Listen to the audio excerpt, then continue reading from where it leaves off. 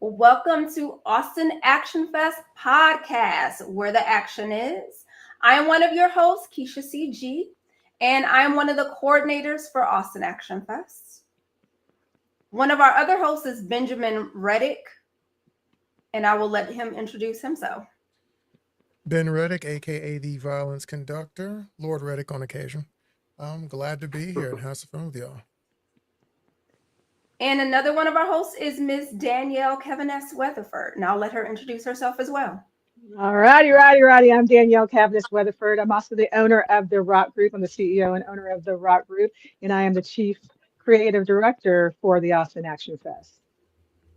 All right, thank y'all so much. So we have a guest with us today. Thank you so much for being with us. We have Mr. Matt Poitras, and Matt. Danielle has an intro that she is going to give you to give our audience an idea of who you are.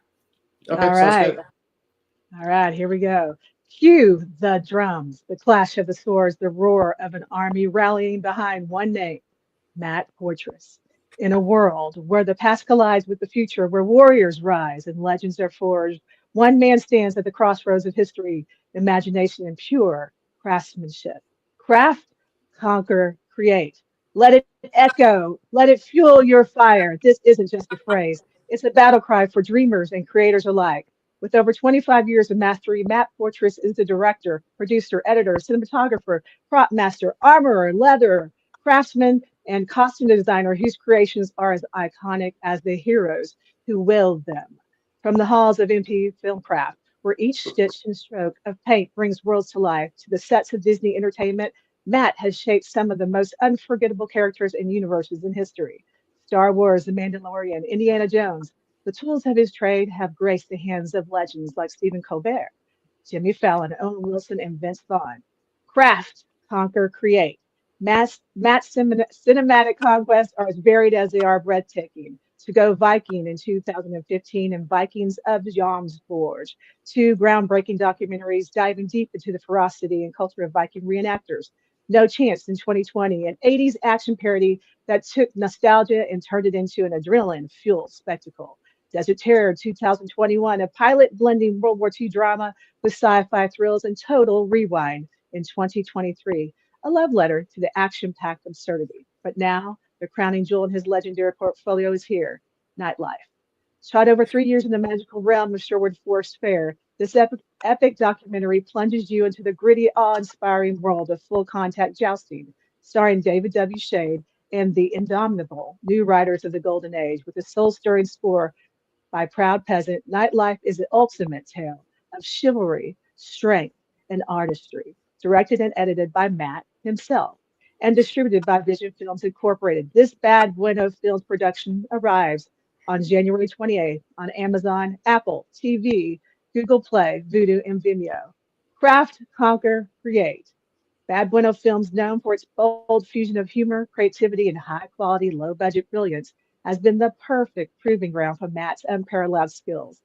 Projects like The Last Posse and Nightlife showcase his ability to merge history and fantasy, all while making it look effortless. From medieval battlefields to the distant galaxies, from period-specific props to battle-hardened armor, Matt Poitras crafts more than objects. He crafts worlds. His creations inspire filmmakers, cosplayers, and collectors around the globe, leaving a legacy of artistry and innovation in his wake. This is not just the story of a man. This is the saga of a creator whose vision knows no bounds. So let's raise our voices and rally behind the cry that defines his legacy. This is the legend of Matt Poitras, a man who doesn't just make history, he builds it. Oh, thank you. That was definitely the best intro anyone's ever done for me. Thank you very much. You're welcome. Yeah, I get jealous every time we do this because, like, I don't know if you've ever have you introduced me like that before? No, I'm going to introduce everybody at some point. I've got to introduce everybody. So Okay. They're long, but they're fun. So yeah. No, that was good. So welcome, really Matt. Good one. And it sounds like you did your research too. I did. I tried. Definitely. No, that's really, really dope. So we're gonna jump right into the fun stuff, Matt. So how did you get started? I know you do. Tell everybody what exactly it is you do, and then talk to us a little bit about how you got started in film and all this crazy stuff to begin with. Okay. Well, basically, what I do for a living is I'm a leather craftsman. It's one of the ways I make my living, anyways. Sometimes I work on a film and stuff, so that's another way I make a living. So, in the film industry, I work in usually the prop department. I'm usually either a prop master or armor. Armor, for people who might not know what that is someone who provides weapons and guns and stuff like that. I kind of prefer to keep it like on that side of when I work in productions, because the prop master stuff is just handling a lot of mundane props that are just not really that interesting to me. And I have a lot of expertise in weapons and guns and stuff like that, and handling them safely and safely on set and stuff like that. So that's basically what I do for a living. The film stuff has started to pay off a little bit, with selling the last couple films that I did to distributors for further distribution and stuff like that. So I'm kind of an all-around just filmmaker in general, on multiple levels, as well as producing and editing and organizing. Unfortunately, is the other big thing that being a filmmaker and on the level that we're doing it on, like where we're not like big budget level yet, so we're not really even medium level budget yet. But I would really like to get to that point where we're sending out proper call sheets and having a proper production schedule and everything like that, not just shooting a day on the weekend or a day on a weekday or something like that. I'd like to have a production that's like shooting, have an actual production schedule where we're shooting stuff. But anyways, that was kind of long-winded. Can I ask a question? What's Sure. holding you back from having that right now? It's just funds, really. It's like we're self-funded for the most part. Where we find somebody, like the last screening event we had, someone there decided they wanted to put some money into Total Rewind. So, that like we're not getting like $100,000 budgets to make any of this stuff. It's more like like we made No Chance for 45K. It's not a big budget to work with, especially when you're doing an action movie. So I think like we're getting to that point where the next level for us is to actually get properly funded and make a feature, make a series or whatever is going to be next, and get that out there in the world. And maybe have a distribution deal before we even go to start making stuff. I'm not sure. We do know some distributors now, and we do have some relationship with some of them. So it's like that's kind of a nice foot in the door. That's a great foot in the door. Most people don't even have that. So it took a while. It was about a decade ago. I had nothing. So it's taken a whole decade of just sticking with it after getting my first film distributed, and just kind of learning from other distributors and learning more about the process of delivering a film to distributor, which I'm in the final throes of that with Nightlife right now. I was dealing with a lot of that stuff today. That was not the fun side of the stuff, not the editing and stuff like that, just providing dialogue lists and music cue sheets and captions and all that kind of stuff. Got it. So it's interesting you say that, because if I'm not mistaken, I think the first time we really got to talk, you came on the actual event as a guest to talk about the distribution you're referencing now. The first time you got distribution, that was that's years ago. That's kind of wild that we're getting to follow up again so much later. And you guys you and your partner Darren gave a very interesting, raw and authentic conversation. I was forced to let you know, for your sake, like, hey man, this is live and I'm not going to be able to edit this. Are you sure you want to be this rugged with your analysis of distribution? But that was so we always love having you, because you don't tend to sugarcoat things too much. But just talk a little bit about how you got distribution the first time compared to maybe how you did it the second time. Was there a different tactic that was taken? Like, was it like how did it work? What happened? Well, the first time was with Tugo Viking, when we had a sales agent. We had a couple sales agents, and we had one sales agent that got us to Vision, and that was a whole process to get that through, to get it delivered. And I learned a lot, and kind of didn't really want to ever do it again. And it took me a full 10 years to recover from that process to where I sold another film to Vision, and that was Nightlife. And the thing with Vision is they have a long list of deliverables, and they're not easy. And it's like you can't just get captions from Rev and submit them. It's like you have to, you have to actually go in and type out the captions, and then that's not even good enough. Is what we found out today. They're like, oh, we have some caption fixes for you. So the captions, were really done nicely and had a really high level of accuracy to them. We just still wasn't good enough for Vision's requirements. So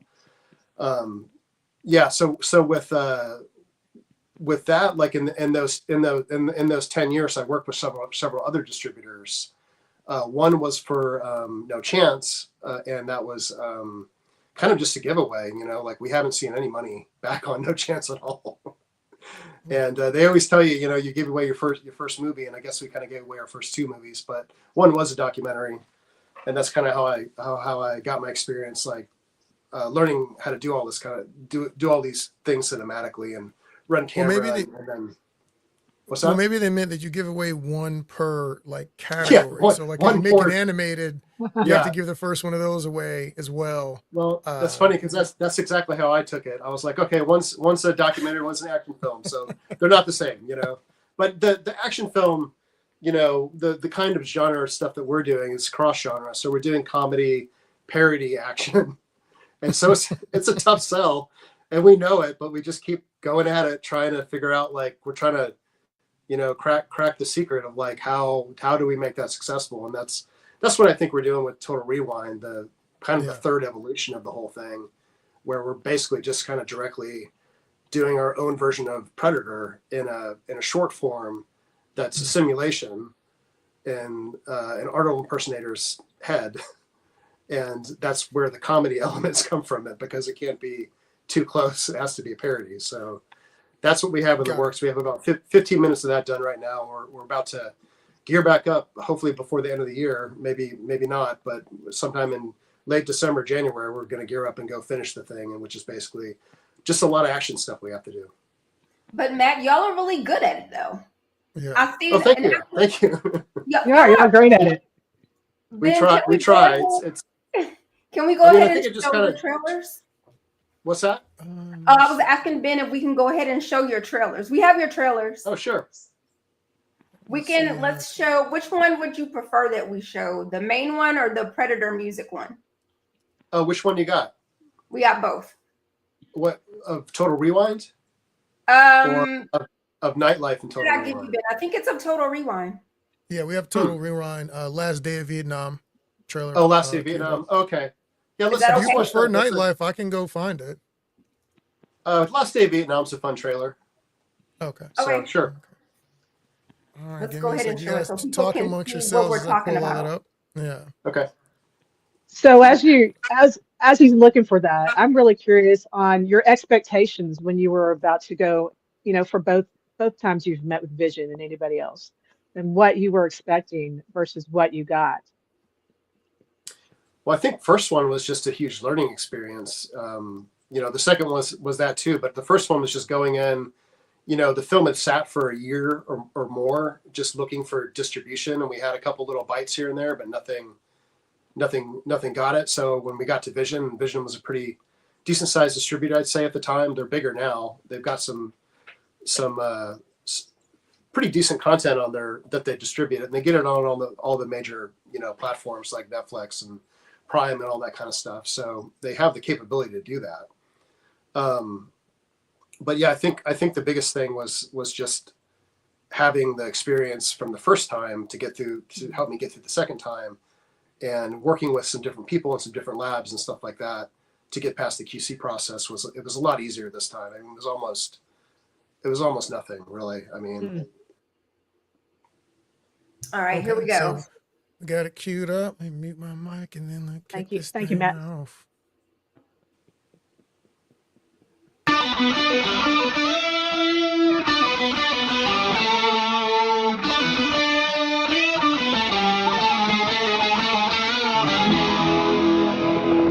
It's the last day of Vietnam. Two elite soldiers. John Van Ditch, John Dambo. Salute. One last mission. In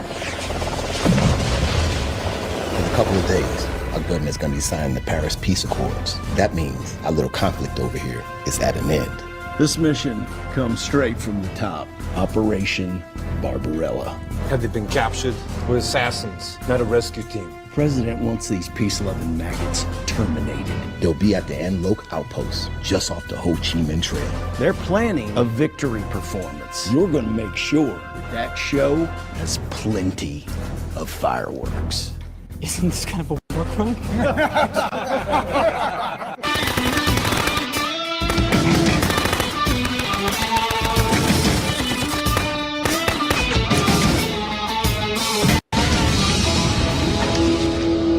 It's the last day of Vietnam.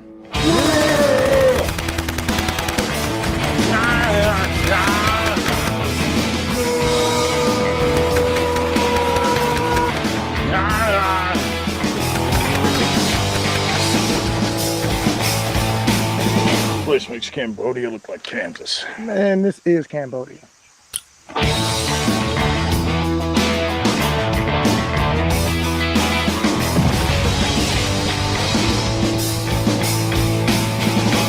Better dead than red.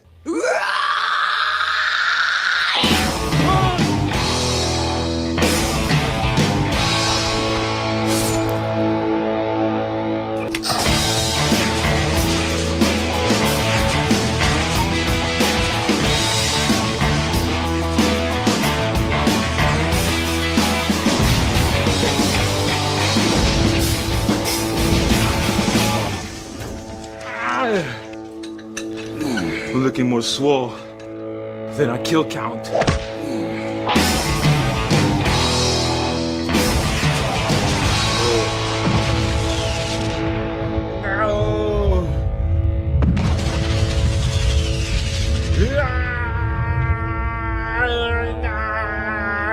Total rewind.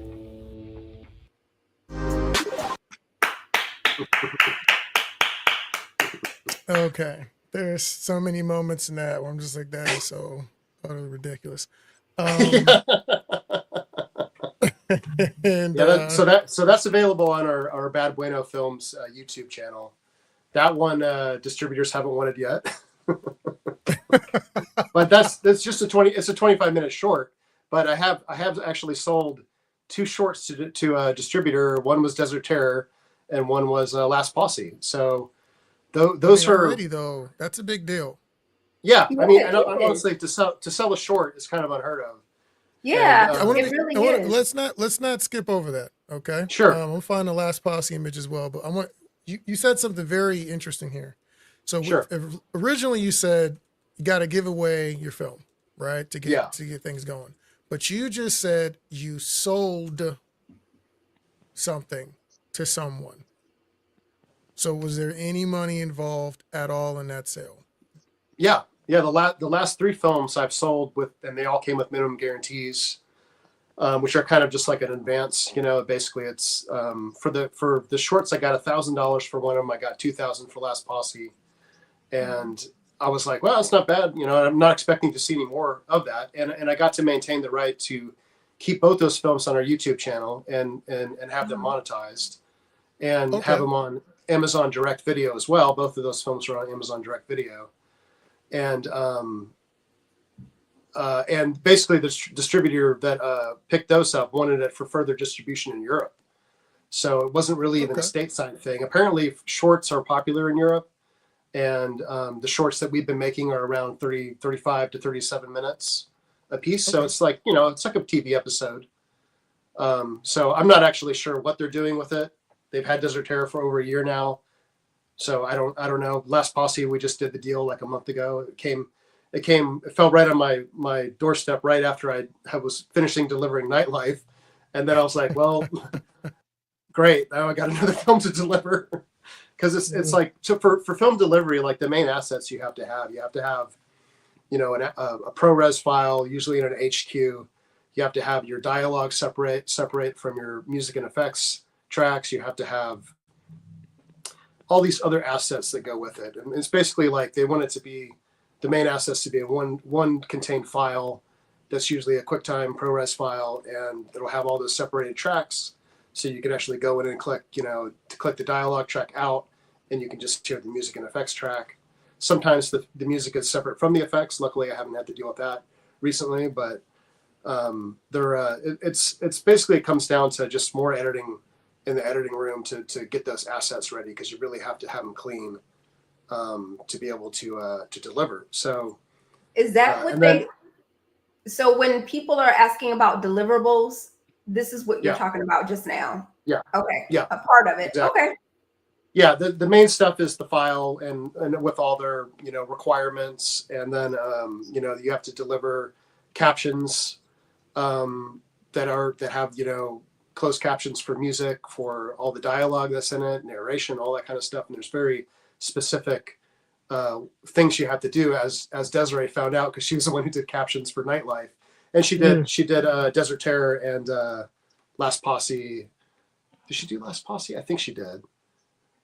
She's done a few, so she's getting used to it. But still, it's like, I mean, just like me and delivering a film, there's like, you think you're going to be set, but you get your reports back and like, oh, there's actual fixes that need to be made. And just so everybody hears it, who is Desiree? Just so they all hear. Oh, Desiree's my partner, my lady. And she helps you co-producer. Yeah, she's a co-producer. She co-produced Total Rewind. She helps a lot on set. She does craft services stuff. She'll run the smoke machine. She'll do makeup. It's basically like an all-around. She's a jack of everything. If you have a spouse or a girlfriend and you're a filmmaker or boyfriend, I guess it counts as well. Either direction, understand that you are now also on film. Okay. Right. And you are essentially a PA. Okay. You are a high-powered PA, and you're going to do literally any and everything that is necessary to get the job done. And we all love you for it. So shout out to all the boyfriends, girlfriends, husbands, and wives who work on sets and just make it happen. Yes, totally. Yeah. Yeah, absolutely. So just a side note, just want to let you guys know, we got some comments coming in. We have Lynn Mosqueda talking about how many times she's died in that trailer.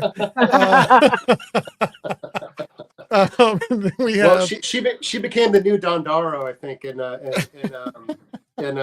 Last Day of Vietnam. Actually, she's a VC over and over again. It's pretty funny.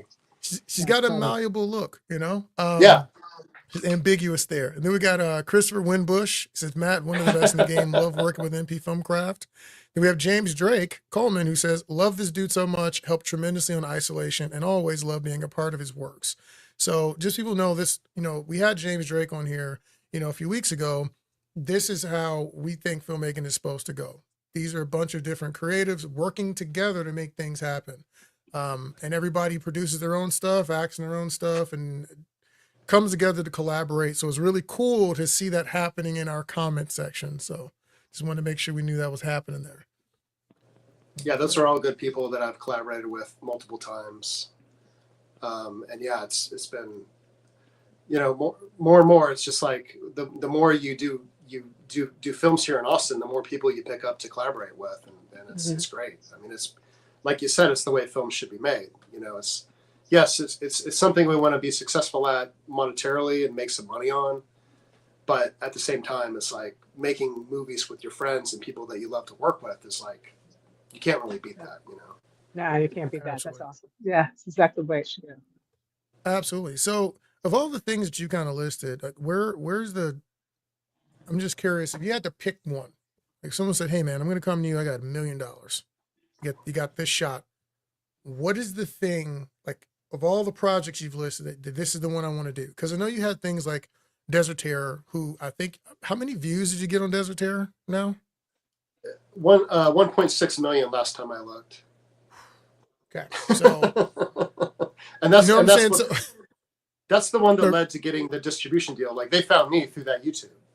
So it's like the YouTube thing was never our goal. We just kind of had the channel of that. We didn't have it monetized before that video, even though we had the subscribers to do so. I was like, what's the point? We're not getting enough views. But that one video made it worth it to monetize. And I'm not sure exactly why it was successful on YouTube. It may have been the World War II sci-fi cross-genre thing, or just World War II shorts are really popular. Could have been the SAS was really popular at the time I released it. There's a show called Rogue Heroes. It's all about the SAS in the desert, and that was out at it was made by the people who made Peaky Blinders. So their second season is coming out in January. So hopefully we'll get some more views on that. But it's had a steady climb. It's plateaued a few times, and then one day we got like 1,000 subscribers overnight. Like I just went and looked at our YouTube and I was like, wow, we got 1,000 more subs, and I wasn't doing anything on there. It's one of those things where I'll put the time and energy in and kind of try to upload twice a week, and nothing will happen. And then I step away from it, and it's like, oh, something's happening, Let's ask a couple of questions about that, because I know some of our filmmakers are trying to get more into monetizing their platforms, and they may have some questions about how to go about doing that. So what are some main tips that you would give to someone if they do find themselves in that position? Like, kind of like you, like, oh, okay, I didn't monetize before because I didn't really see the need for it, but now that I do, what is something that you would tell them? Some tips, some good ideas. Well, I guess if you get a successful video, make another one that's like it. That's kind of what we were trying to do with our shorts, but we haven't done a World War II one again. We did a Vietnam one, and then we did a Western, and neither of those got anywhere close to those kind of views. So, but it was things we wanted to do, and we wanted to diversify our content and also stay away from making a full feature, because making a full feature is like 3 years.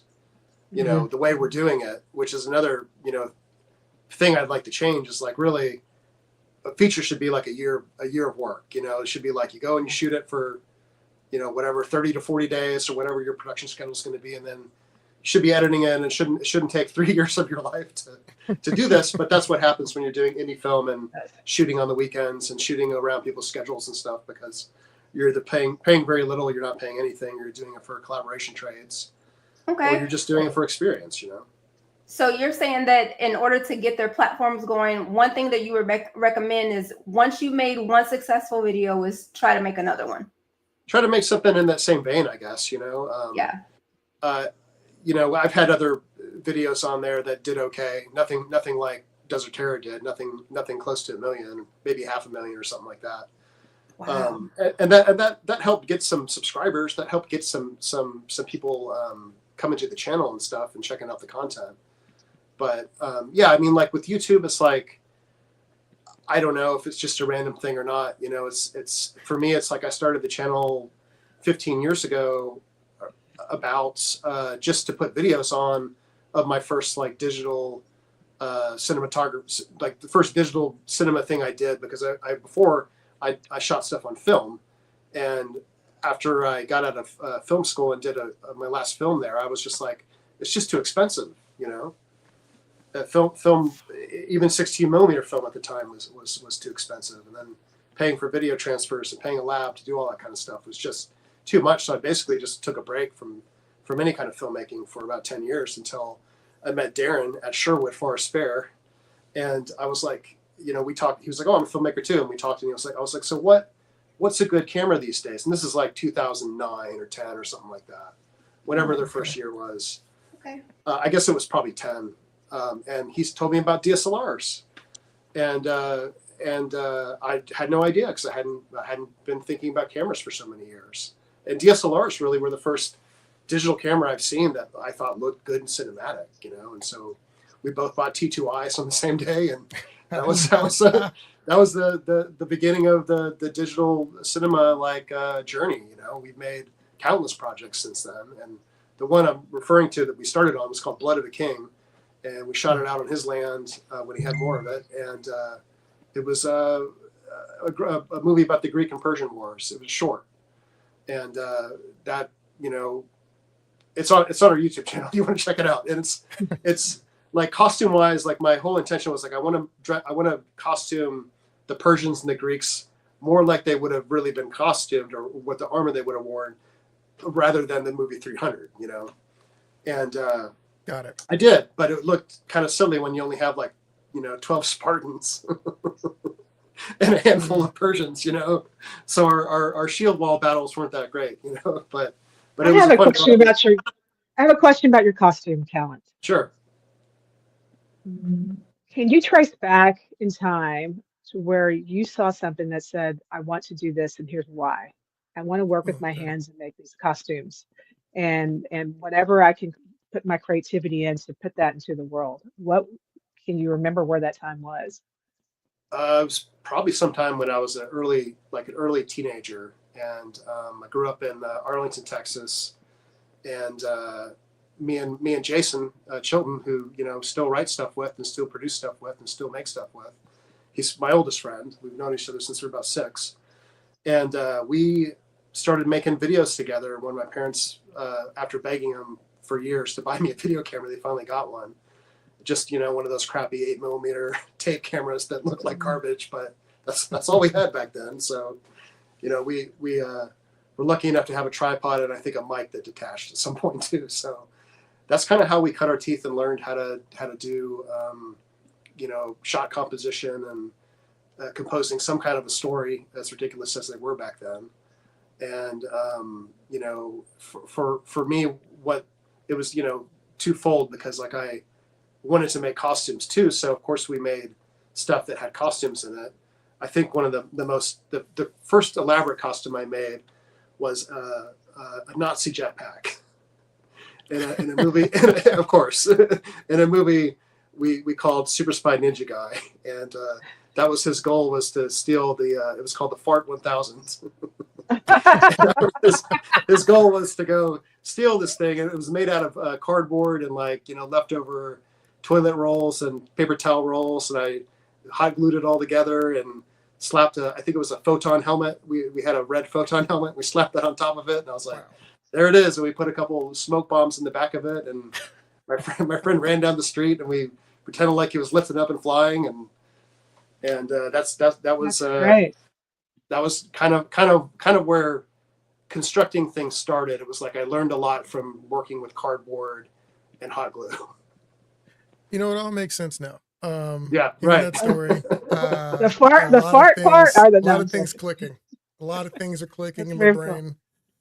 But yeah, and then I think later, so in high school, I continued to make movies. I took photography, and my instructor was kind enough to just let me turn in video projects for photography assignments. And we had like one editing board and a decent camera there, and I would have them all the time. Like I was the only one who rented that stuff from the equipment room. So I'd have them at my parents' house all the time, just learning in their den how to edit videos and stuff with no control system, just kind of editing between, two cameras and maybe a tape deck, because I think we had a tape deck too. So it wasn't I think what it taught me was like how to compose a scene within camera, where you're basically editing the scene in your head while you're shooting. I learned that from like a very early age. So now when I go to do stuff, it's just kind of built into my skill set.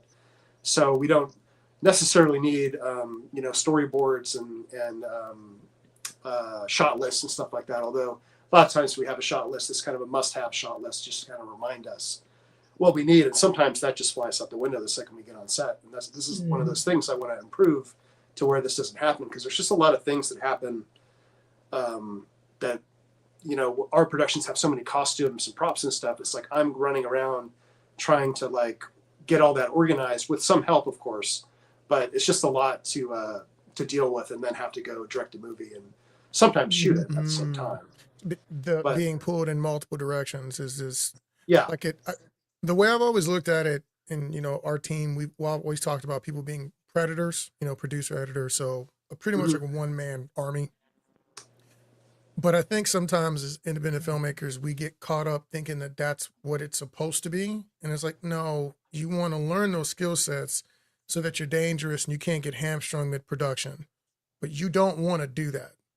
Like that, you almost are never going to be operating in 100% of one area if you're doing 4 things at one time. Like, I mean, there are people out there who are just wired that way. I am not one of those people. So, for a lot of people, the learning how to delegate and really like direct a set, it becomes a really important skill set to start to learn. Yeah. Mhm. Agreed.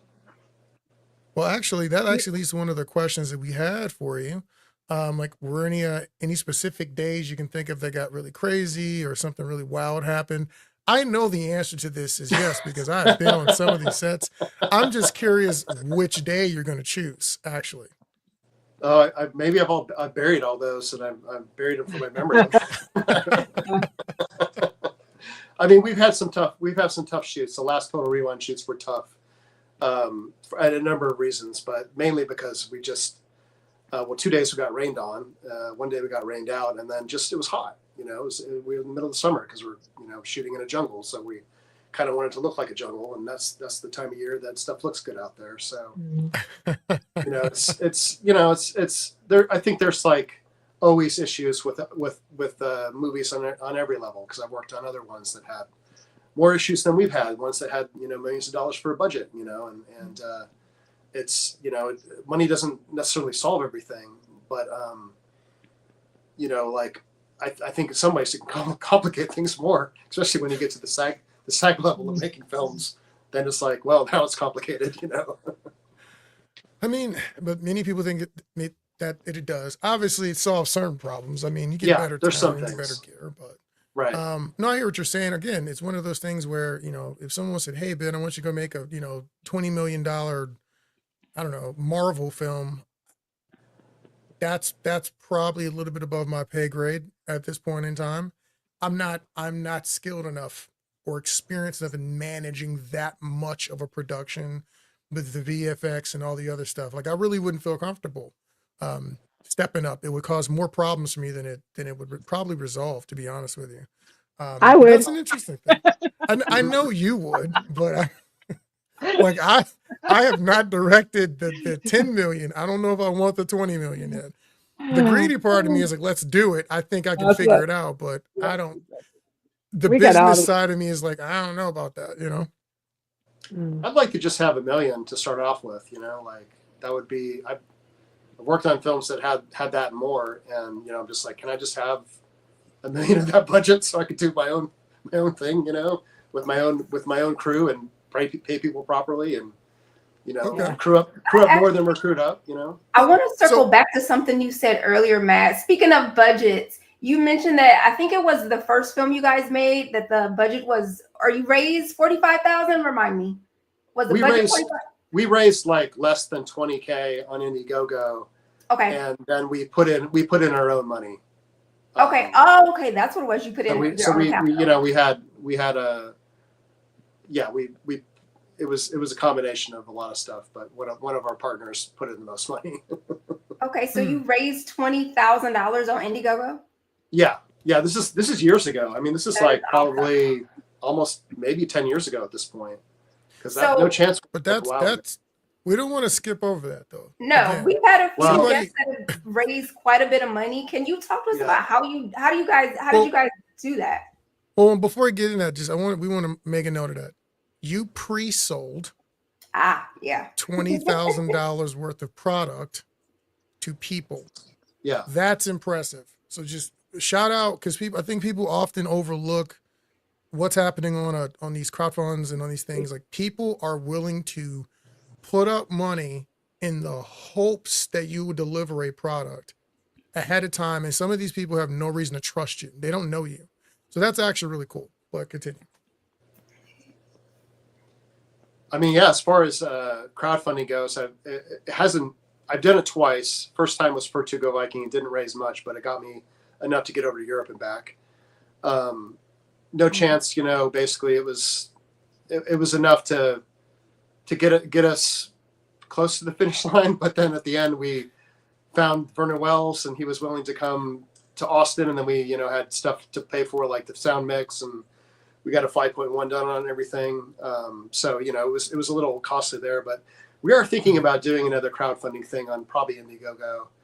And it's really just a matter for me to get inspired to do it. But it's, sometime early next year for the sequel to Desert Terror, which is a working title right now. It's just called Nazi Terror. That may change. We don't want it to come off as too it's an exploitation film or something like that. It's not really that. It's really just a World War II sci-fi film. But this one takes place in France in 1943. So it's not in the desert anymore. It's a sequel. It has some recurring characters in it, but it has a bunch of new characters in it. There's 2 American characters. There's a Polish character. There's some German characters that we'll be introducing, and of course, a bunch of French resistance people. So it's. But that's actually that actually comes up a lot. I've seen a lot of things. Even like Call of Duty Warzone is essentially Nazi. It's Nazi sci-fi, World War II sci-fi. Yeah. So there's some of that thing. Yeah. And if you played the Nazi zombie thing on Call of Duty, it's like that's all, like there's like a mad scientist building tech and stuff like that. And I'm sure that was some of the inspiration for me to do Desert Terror, because I was like, the idea had been around for a while to do something with the SAS in the desert, and I just never had the resources or motivation to do it. And then I was like, well, why don't we, combine it with the sci-fi element and see what happens, just to see if that would be popular. And it was. And I guess I just wanted to build, a flying drone that was, gigantic and round. And heavy. So do you have a process? I mean, not a process, but what project takes precedence over another project that might have an equal bit of action and whatever to it? Well, the way I look at it is like not having projects take precedence over one another. It's more of like what can you obtain in that time in your life, and also like for us, what we're like our docket of films right now is basically Nightlife is coming out end of January. Last Posse, I guess, is going to be out somewhere in Europe. I'm not really sure. They don't really tell me these things. But the next thing is to finish up Total Rewind Predator, and then put that out in the world, which is basically just going to be on YouTube for right now, and see what that can get us, and then work on the Nazi Terror sequel, and then this summer I want to shoot a 3rd installment of the Viking documentary series, To Go Viking 3. Because the big festival that I go to over in Poland, in Wolin, it's going on 30 years now. And I'm kind of just like, I really want to go back and see all the people, all my friends over there. And, I love traveling and making films. And I have much better camera gear these days to really be able to capture that scene. Like in Nightlife, there's a lot of slow motion stuff with the joust, because we found if you're not shooting in slow motion, it's just really quick. And it looks really beautiful in slow motion, so we shot it in slow motion. But all these times I've been on my Viking trips, I haven't had a camera that did decent slow motion. So now I do, and now I want to go over there and basically shoot some slow motion sequences of the big Viking battle. Oh, that'd be cool. Got us. So what did you say your current weapons of choice are right now? Camera, lens. What are your favorites right now? So a couple years ago, I bought a C70, Canon C70, which is kind of their most affordable cinema camera that is an RF mount. I think it's the first cinema camera with the RF mount. And I bought that to shoot Nightlife and Last Posse on. At the time, we didn't call Nightlife Nightlife. It was just called Joust Project.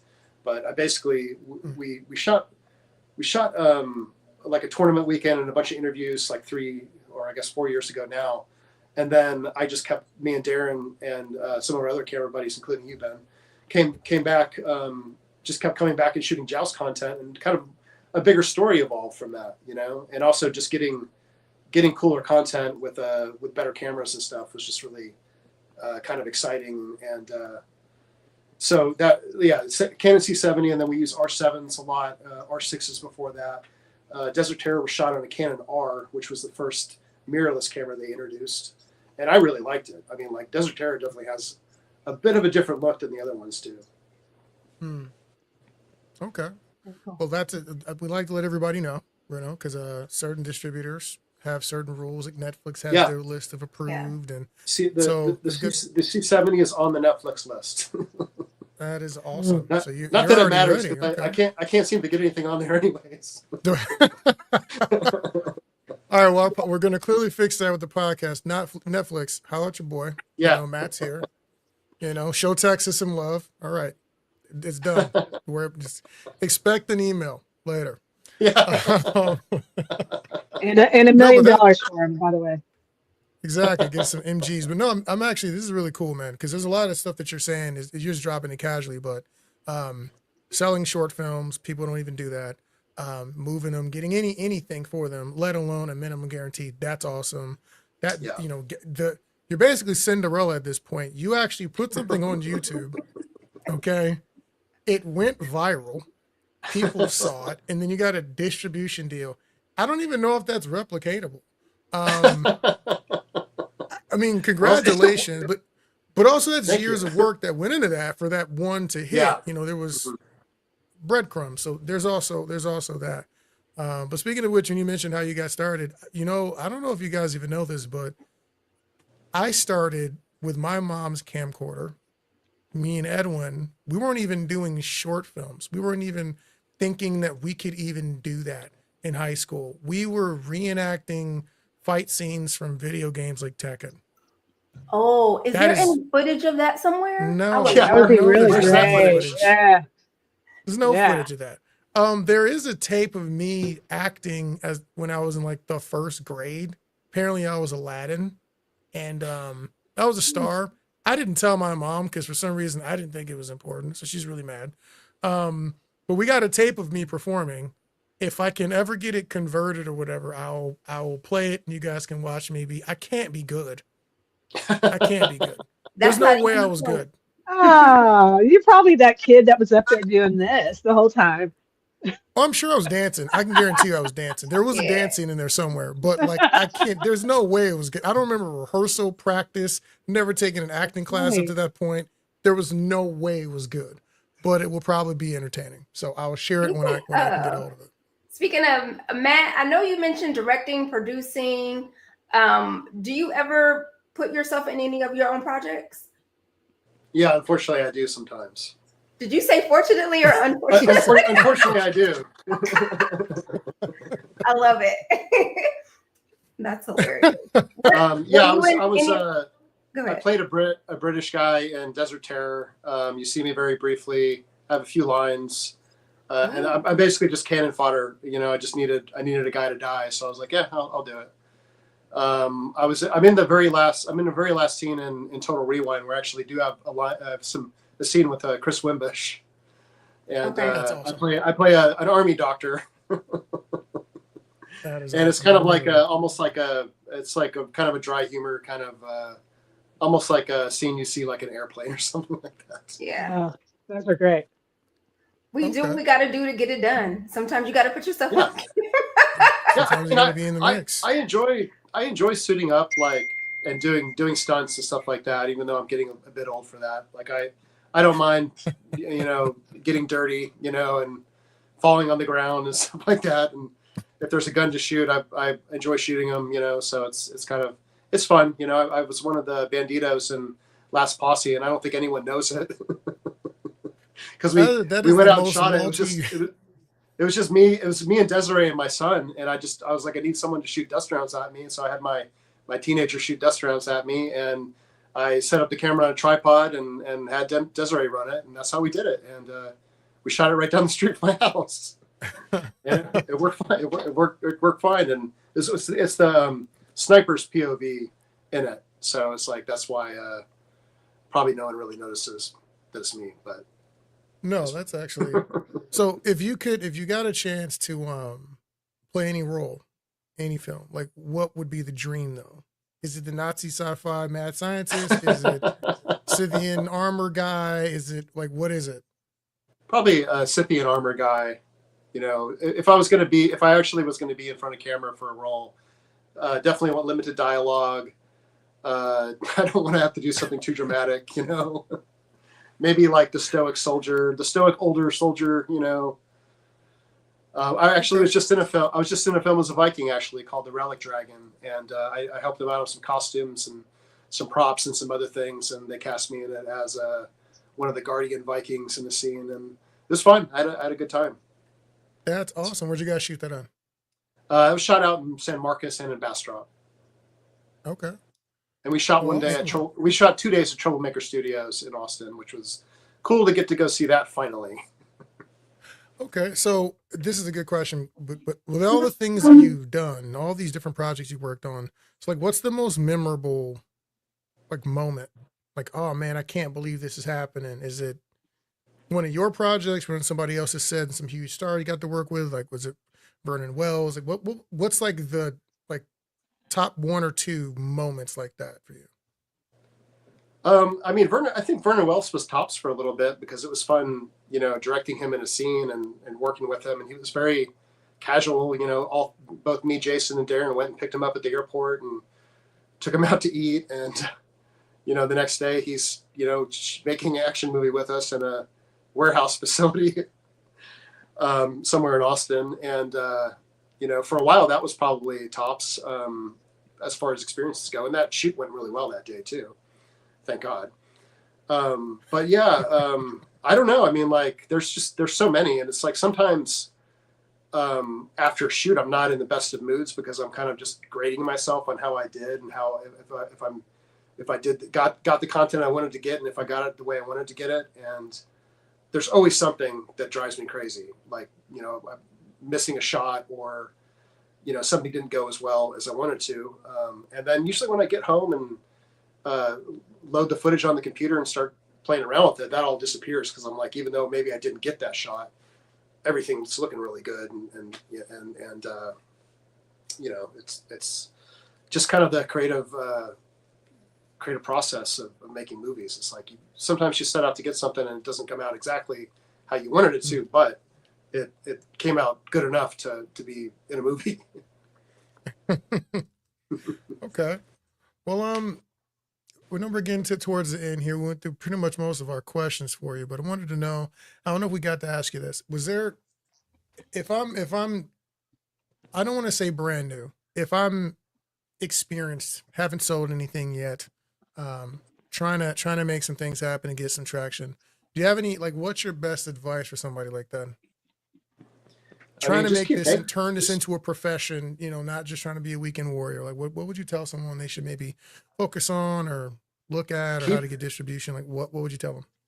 So just keep at it, keep making things. And if you really want to be successful in it, and you're trying to be successful in the film industry as well, just work on whatever needs help. If someone needs help in the art department, go help in the art department. If they need help managing costumes or props on set, go do those things. If someone needs a BTS shot, go shoot that.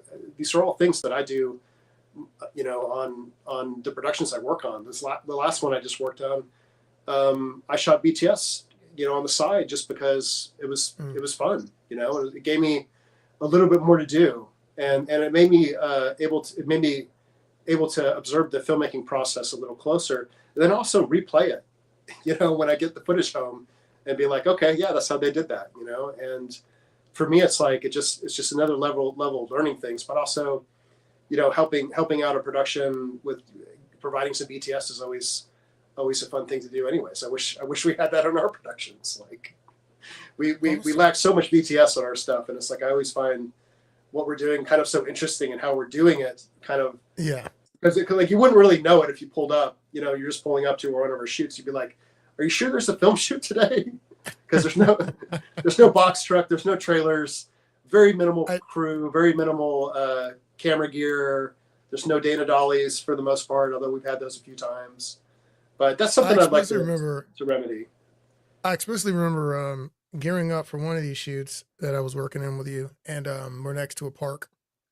Those children, and we have, MP4s, ARs.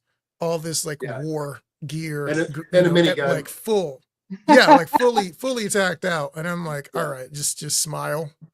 Let's just make this not as weird as this could be. It is also Austin, so you probably shouldn't be too surprised that this is happening. But I always is what is going on in the parents' minds. And it's the second time that we've had to gear up right next to like a playground, which was there's always an interesting thing to have to do. But a couple quick comments. I took your advice on that one because I that's the one I got the permit for.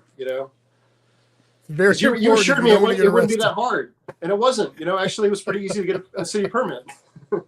See, See, Danielle and Keisha, sometimes I do follow rules. I try. Okay. I break them. I break them when they're stupid or I have to, but I try to follow the rules when I can. In the city of Austin, shout out to the city of Austin. They do make it pretty accessible to shoot in parks and areas like that. They don't make it really ridiculous. And so we shout out to y'all. We appreciate y'all for that. Instagram, we got a couple comments because Instagram doesn't stream to StreamYard, so I got to read them myself. Minghouse Wingchun says, if you create something that takes off, would you re-edit and re-release it? It depends like on what. Remaster, I guess. I mean that's kind of how Desert Terror is, because the cut that's up there isn't the final cut, and it was actually kind of a mistake when I put it up there. I put it up there to get some captions on YouTube and see how that worked, and I just left it public, kind of an accident, and then I came back a couple of weeks later and it had gotten, I don't know, maybe 20 or 30,000 views or something like that. I was like, oh, okay, people are watching this. I would love to put the newer cut of Desert Terror on YouTube and just replace the link, but they don't do that like Vimeo does. So yeah, I remastering it and re-releasing it would kind of just be like, well, is it going to be? It's probably not going to get as many views as the original one did.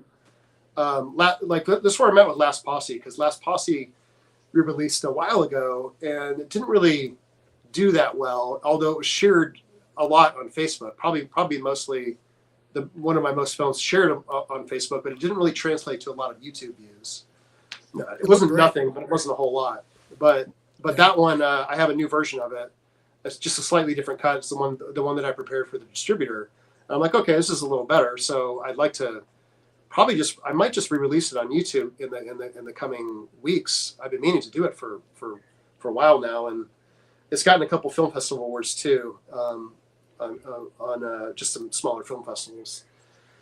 But again, it's like, I don't know. I mean, like, I don't know what the secrets are. I'm not very good at the YouTube thing. I just kind of got lucky on a couple videos, and it's done a little bit for us as far as the channel goes. We don't make a whole lot of money off of it. It's like every 2 months we see a little bit of payment from YouTube, and we see a little bit from Amazon. Not much, but we're also not really out there promoting it. We're not really. I'm not paying for ads. I'm not really doing a big social media campaign about this stuff. And is there Matt, real quick. Real quick. Do you ever test your films out to friends and family for adjustments at all, or within the film? Sometimes, if you have other footage that you could insert. If there's time, sometimes we do that. We had the screenings of the 3 shorts earlier this year, or at the beginning of this year, and that was kind of like a test audience thing. It's hard, we don't pass out questionnaires or anything like that, but I mean, yeah, it's something I would like to add that to the filmmaking process. Sometimes it's just you get so in the depth of the edit and finishing the project that you're just kind of done with it, Yeah.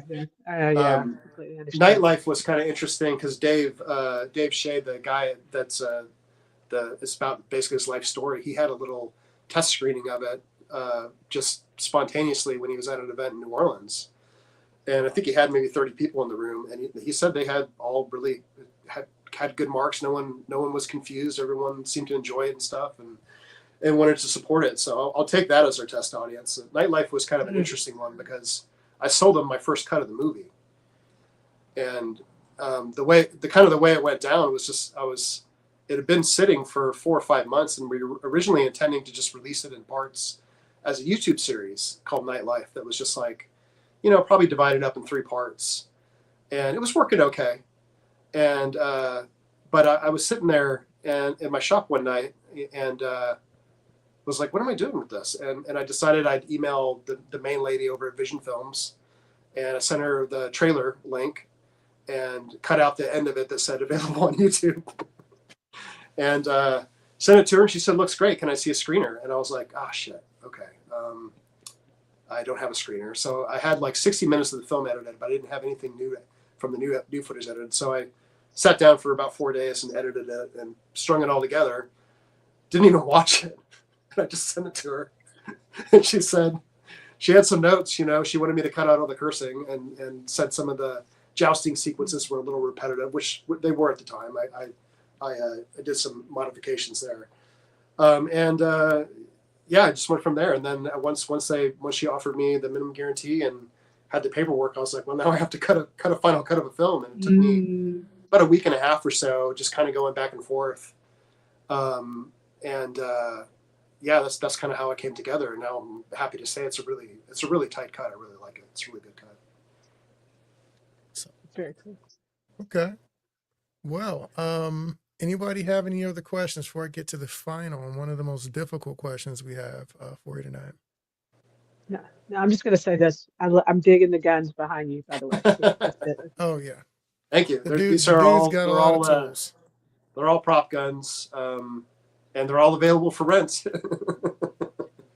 It's part of how I do some of my living is I rent guns out to productions, and most of the airsoft ones I'll let go without me. So there's some really high-end airsoft guns that I have. Like I have a couple Uzis.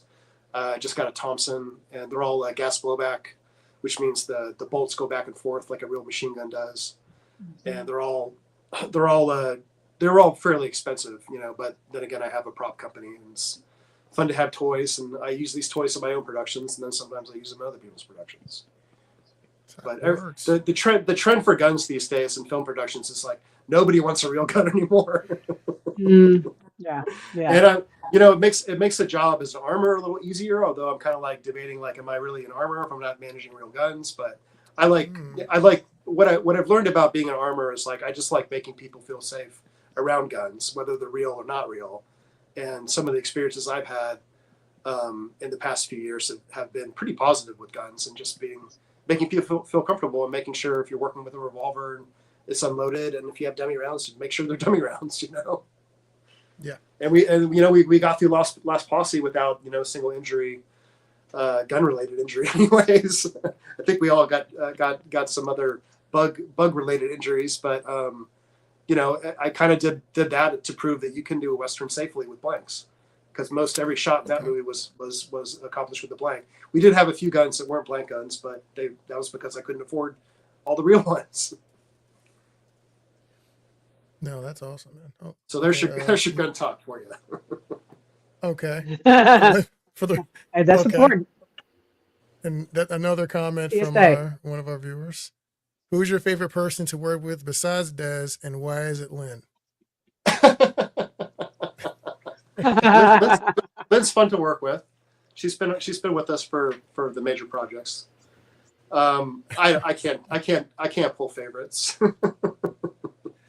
And just so any audience that maybe can't see, that question was from Lynn. Yeah. That's about her humor right there. So speaking of can't pull a favorite, here we go. So name a classic horror action film that you feel was done perfectly, and to touch it would be a great disservice, basically sacrilege. What is your movie? I guess it would have to be Predator, the one I'm making a parody funny thing about right now. So wait a minute. Okay. So I guess I am kind of touching it a little bit. I mean, yeah. I mean, you kind of holding his hand a little bit here.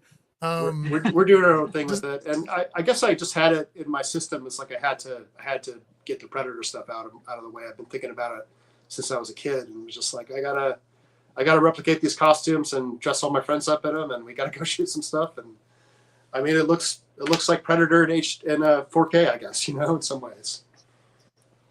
Okay, I'd have to say Predator is probably pretty good.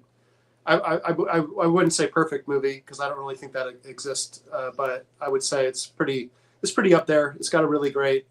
I mean, like, it's hard to, like, I'll watch it for reference a lot of times, so I'll just end up watching the whole movie, because it's hard to it's hard to walk away from it. You're just like, oh, let me just keep watching this because it's so cool. But I'd say that's awesome. It's crazy that older movies like that are still hold up like that, and we have so many things now that just don't. Yeah, I know. It's few and far between when you find a movie these days that is an action movie, especially, that has those kind of elements in it. I found more or less like this. There's a lot of good series that exist these days. Not necessarily action series, but there's a lot. a really good series out there to watch, which is, more to watch, more content. Absolutely. I've been watching clips of What's your Landman. favorite series? I think they wrote me in right now. Favorite series? I would have to say The Nick.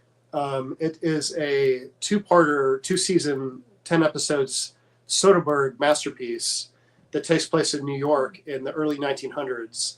Stars Clive Owen. And I think Soderbergh shot the whole thing on a red, like he actually physically shot it. He was the DP. I think he edited it. I think he directed it. I think he wrote it. Okay. And it's got some really amazing music by Cliff Martinez, I believe is the artist. But I would have to say The Nick is my favorite series. It's about 10 years old, I think, or more. And it's just a really good look on, what it was like to be a doctor at a hospital called the Knickerbocker in New York in 1900. It's really, really interesting times. Probably why I set Last Posse in 1903, Okay. Awesome. Well, also just so sweet. Facebook here, we got Paul Purvis. He says The Thing by John Carpenter. That's his choice. All right. Yeah, it's a good one. So what we're going to have to probably do is get some of you action fans back because we're going to do some movie reviews real soon. I think tomorrow we're looking at maybe talking about, we went and watched Craven. So we might have to weigh in. Have you seen Craven yet, Matt? No, but I heard the Critical Drinker's review of it today. I'm trying to avoid people's reviews because sometimes they review things and like, oh, I hate it so much. I'm like, well, it was a 6. I didn't hate it. So I'm trying to walk in with eyes unclouded by judgment. Okay. But we're going to start doing that too. Some people, all our film fans out there, we're going to start throwing it out. We'll have some of you on the show to talk about some movies we watch because I've been taking a break, but now I'm re-engaging my work with my movie pass, and I got to put it to use. I got way too many credits, so I'm about to burn through everything that comes out that's got action in it. I will be in the theater, and I will tell you if it is worth your $15.99. All right, so how much is it these days? I don't Is it know. $60 for the movies? 23, 15. Yeah. I don't walk out the theater without spending like $50-$60. Dead serious. Because it's normally at least me eating or me and Erica eating. And it gets expensive very quickly. Yeah. So it is what it is. So I'm a fan of MoviePass. For the time being, MoviePass is a pretty good deal. But on that note, we got to wrap up here. But Matt, if people want to follow you on your journey, what you got going on, support any of your projects, where should they go? Where's the best way to reach you if they want to hire you? Like, what are we doing here? I mean, you can always reach out to me on Facebook, emails, a good way to get in contact with me too. If you want to check out my website, it's mpfilmcraft.com. Bad Bueno Films on YouTube is our channel if you want to keep up with our video content. That's pretty much it. We do have stuff on Amazon video. I don't think you can look us up by studio, but you might be able to. But Desert Terrace up there, Vikings and Jomsborg, the full feature is up there for sale. That was another one that I was offered Vision wanted to pick that one up, and at the time I couldn't do it because it was too close to the last time I had to do a delivery with them, and I was just like, so when it came back around to Nightlife, I was like, okay, yeah, I can do this one. But anyways, Vikings and Jomsborg is up on there, so yeah, you can follow me on those things or send me a friend request on Facebook. Cool, man. That's what I like to hear. So, Keisha, Danielle, any final words before we get out of here? I just say thank you for being here. I appreciate your craft, your talent. Thanks for having me. Thanks for saying that. Yeah. You're welcome. Yeah, pretty much the same. Thank you, Matt. Appreciate your time, and thank you for talking with us. Thank you. Appreciate it. This is fun, guys. Yeah, so this has been Action Addicts Podcast. Thank you for joining us, everybody in the crowd. Please like, share, subscribe. We need to get those numbers up so we can bring you bigger and better guests. The more numbers we get, the better guests we can put on here. Please continue to engage, shoot us comments. We follow those things after the show as well. And join us live. We're here almost every single week. Join us live every other week. Join us live. have questions ready, because these guests we have, as you can see with people like Matt, they're willing to tell you the secrets. They're willing to, most people are very open-handed with the information, and that's why I bring them on. And it's to help educate everybody so everybody moves forward collectively. On that note, we love you guys. Keep fighting. Bonds Conductor, I'm out.